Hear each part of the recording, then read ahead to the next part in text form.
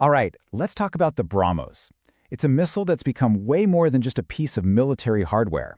It's really a statement of power and ambition.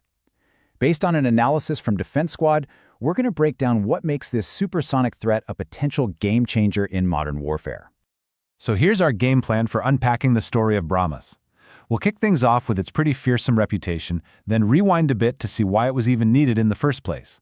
After that, we'll get into the nuts and bolts of the technology, trace its path to becoming a made-in-India success story, and finally see how it's become a global calling card for India's defense industry.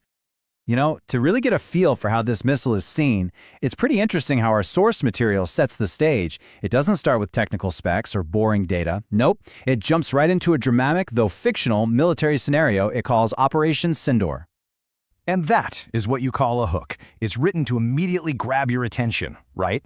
It sets these incredibly high stakes and paints a picture of the immense power the BrahMos missile is said to bring to a conflict. So, what's the point of this story? Well, it's pretty straightforward. To show off the missile's supposedly devastating accuracy and power. It's framed as a weapon that completely rewrites the rules of engagement, giving India the option for these incredibly fast, precise, and just overwhelming conventional strikes. Okay, so that's the what. But what about the why? Why did a weapon like this even need to be developed? To get that answer, we've got to jump in the time machine and head back to the 1990s, a really challenging time for India strategically.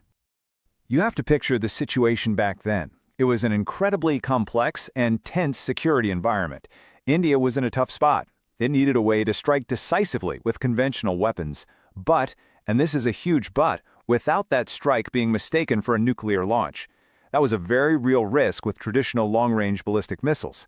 The mission was to find a tool that was powerful, for sure, but not one that would accidentally start a nuclear war.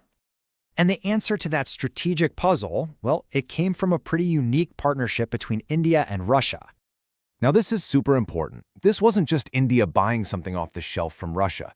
This was a genuine joint venture, a real partnership. They even symbolized it by blending the names of two famous rivers, the Brahmaputra and the Moska. And their goal was singular and incredibly ambitious, to build the world's fastest supersonic cruise missile, together.